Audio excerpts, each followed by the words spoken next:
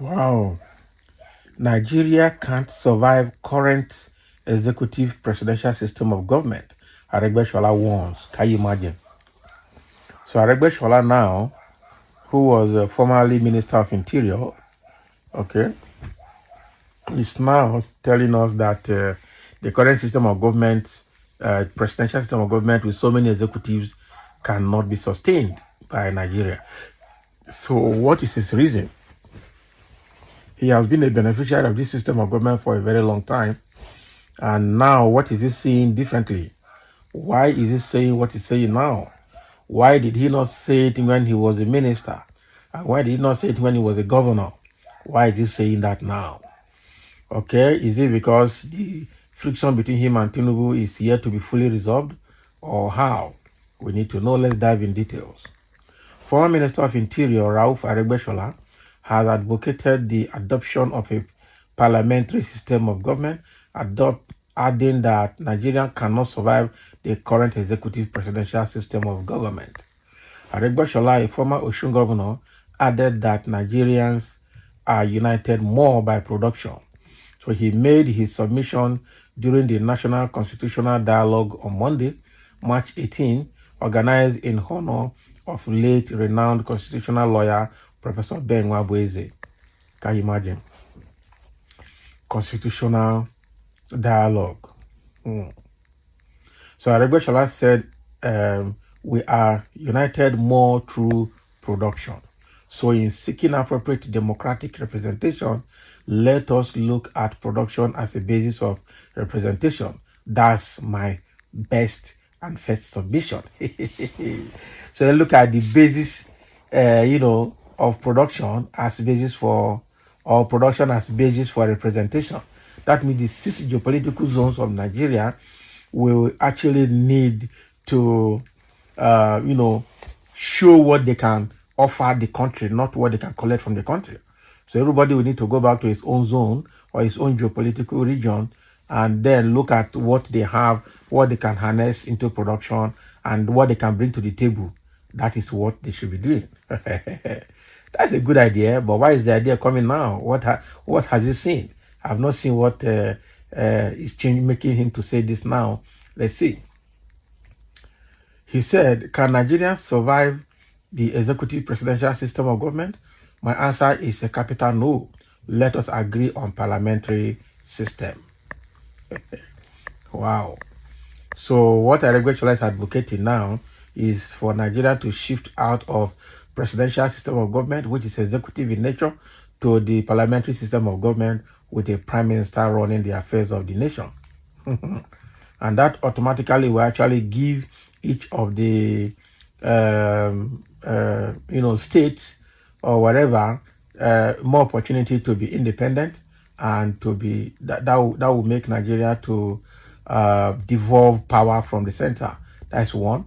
And secondly, that will also promote healthy debate at the parliament, because if you look at the way, like for instance, the British government that runs parliamentary system, you see the way they debate between parties. You see a healthy debate.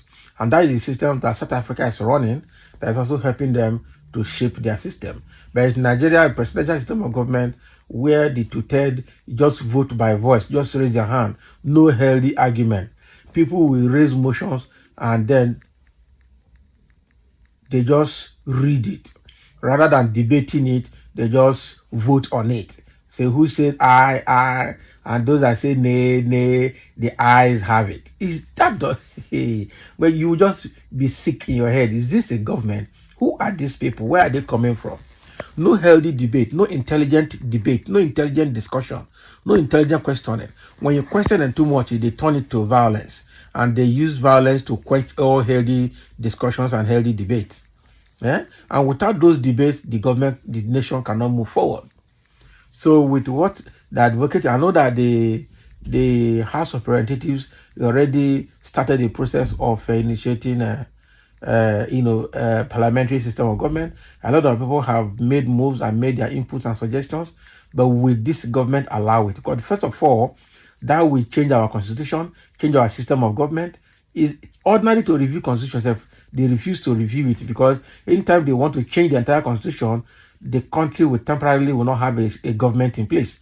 And so who will bail the cat? Who will do it? That's the question.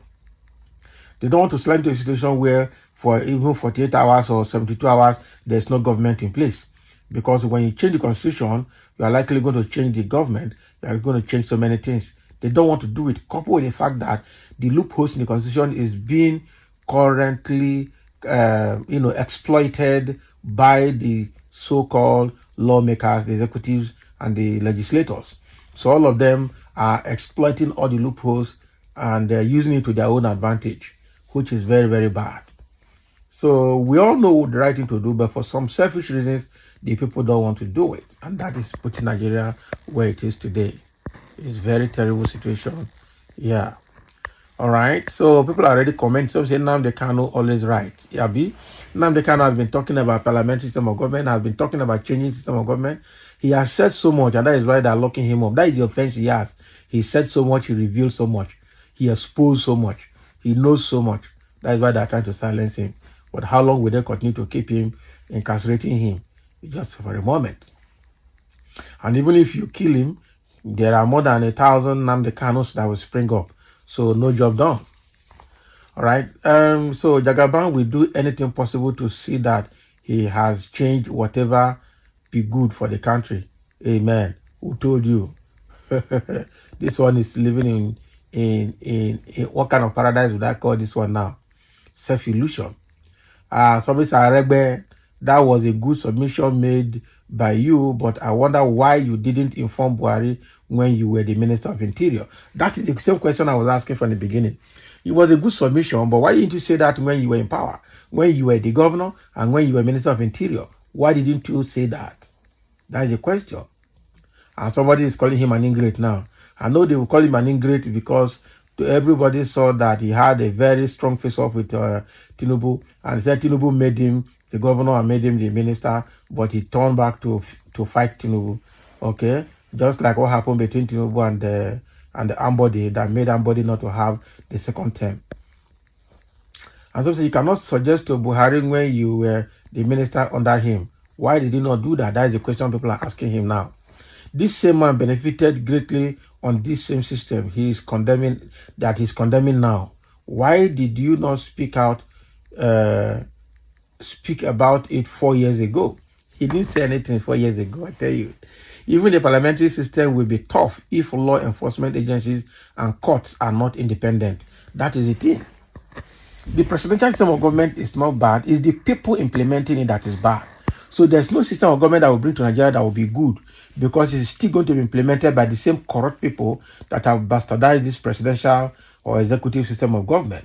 So there's nothing that will come out of the crop of politicians that we have right now, whether it is presidential or whether it is parliamentary or whether it is monarchical or whether it is communism or whatever you call it. As long as it's run by this crop of politicians we have in Nigeria, nothing will happen. They are the same people. They don't have good intentions for Nigeria. That is my submission. We need to have a change of heart, a reorientation. We need to be prepared, have the political willpower to be honest at all levels before things will work in Nigeria. Every other thing is a faboo. So thank you for listening, and let's have your comments.